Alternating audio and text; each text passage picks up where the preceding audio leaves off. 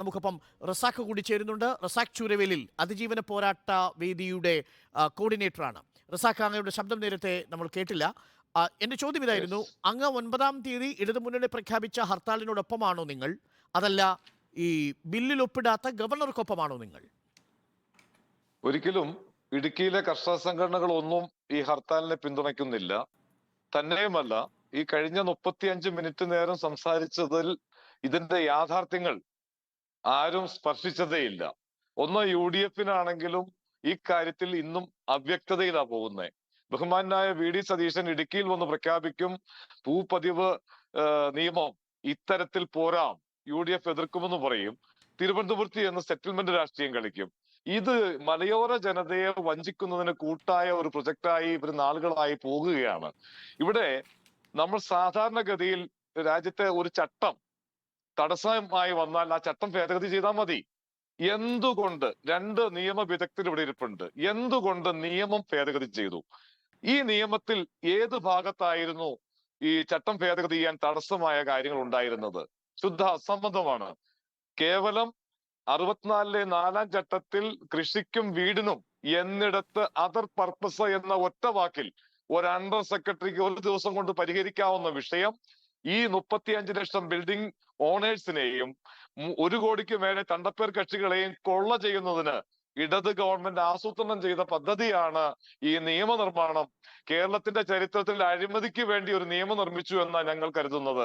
അതുകൊണ്ട് തന്നെ ഇനി മറ്റൊരു കാര്യം, ഗവർണർ ഒപ്പിടാത്തത് എന്തുകൊണ്ടെന്നൊരു ചോദ്യം ഉണ്ടായി. അതിന് മറുപടി പറയുന്നതിന് ബുദ്ധിമുട്ടില്ലെങ്കിൽ ഞാൻ പറയാം. ഇതിന്റെ അകത്ത് 10ഓളം സാമൂഹിക വിരുദ്ധ, ഭരണഘടനാ വിരുദ്ധ, നിയമവിരുദ്ധ കാര്യങ്ങൾ ഉണ്ടെന്ന് ചൂണ്ടിക്കാട്ടി ഞങ്ങൾ കൊടുത്ത പരാതിയുടെ വിശദീകരണം കേരള സർക്കാരിനോട് ചോദിച്ചിട്ടുണ്ട്.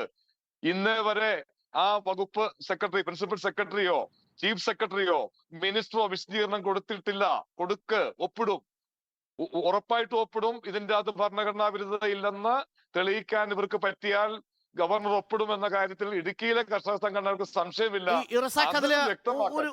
അതിലേതെങ്കിലും 1-2 എണ്ണം ചൂണ്ടിക്കാട്ടാൻ കഴിയുമോ? കാരണം ജോയ്സ് ജോർജ് ആവർത്തിച്ചുകൊണ്ടിരിക്കുന്നത് ഈ പറയുന്ന നിയമ ഭേദഗതിയിൽ യാതൊരു തരത്തിലുള്ള ഭരണഘടനാപരമായ പ്രശ്നങ്ങളും ഇല്ലാതിരിക്കെയാണ് കർഷകരെ ദ്രോഹിക്കുന്ന വിധത്തിൽ ഗവർണർ ആ ബില്ലിനുമേൽ അടയിരിക്കുന്നത് എന്നാണ്.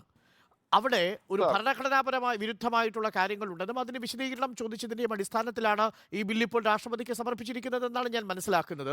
അതിൽ നിങ്ങൾ തന്നെ ഉയർത്തി കാണിച്ചിരിക്കുന്ന ഈ നിർദ്ദിഷ്ട ബില്ലിലെ, നിർദ്ദിഷ്ട ആക്ടിലെ ഒരു പ്രധാനപ്പെട്ട ഭരണഘടനാ വിരുദ്ധത ചൂണ്ടിക്കാണിക്കാൻ കഴിയുമോ? തീർച്ചയായിട്ടും. നമുക്ക് കേരളത്തില് 98 ലക്ഷം ഏക്കർ ഭൂമിയാണ് ഉള്ളത്. 30% നമ്മൾ വനത്തിനായിട്ട് മാറ്റി റിസർവ് ഫോറസ്റ്റ് ആക്കി കൊടുത്തിട്ടുണ്ട്. കുറഞ്ഞ ഭൂമിയെ ഈ 3.5 കോടി ജനതയുടെ കൈവശമുള്ളൂ. 76 ലക്ഷം ഭൂവുടമകൾ, 3 കോടിക്ക് മേലെ തണ്ടപ്പേർ കക്ഷികൾ.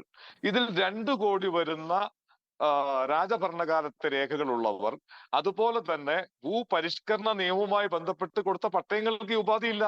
ഇനി ഇതേ നിയമത്തിൽ നമ്മള് വയനാട് കോളനൈസേഷൻ സ്കീമിൽ ഭൂമി കൊടുത്തിട്ടുണ്ട്, ഹൈറേഞ്ച് കോളനൈസേഷൻ സ്കീമിൽ ഭൂമി കൊടുത്തിട്ടുണ്ട്. അവർക്ക് ഈ ചട്ടം ഈ ബാധകമല്ല. ഇനി എക്സ് സർവീസ്മാൻമാർക്ക് ഭൂമി കൊടുത്തിട്ടുണ്ട്, അവർക്ക് ഇത് ബാധകമല്ല. ഇതേ നിയമത്തിന് കീഴില്ല. ഇനി AKG സെന്ററിന് ഒരു ഉപാധിയല്ലേ കൊടുത്തേക്കണത്, ഉപാധി ഇല്ലാതെയല്ലേ കൊടുത്തേക്കണത്. തിരുവനന്തപുരത്തെ ലോ കോളേജിന് ഈ ചട്ടം ഉപയോഗിച്ചല്ലേ കൊടുത്തേക്കണേ. അപ്പൊ ഏത് തരത്തിൽ കൊടുക്കാനും സമ്പൂർണ്ണ അധികാരമുണ്ടായിരുന്ന ഒരു സമഗ്ര നിയമം, ആ നിയമത്തിലെ 7-ാം സെക്ഷൻ 7 ഈ ഏതൊരു ചട്ടം നിർമ്മിക്കാനും ഭേദഗതി ചെയ്യാനും മുൻകാല പ്രാബല്യം കൊടുക്കാനും സമ്പൂർണ്ണ അധികാരം നൽകിയിരിക്കെ ക്രമവൽക്കരണം എന്ന ഒറ്റ അജണ്ട വെച്ചുകൊണ്ട് ചെയ്തപ്പോ ഞങ്ങൾ വിവേചനം, ആർട്ടിക്കിൾ 14 ഭരണഘടനയുടെ വിവേചനം എന്ന ഇതിലേക്ക് മലയോര ജനത എടുത്തെറിയപ്പെട്ടു.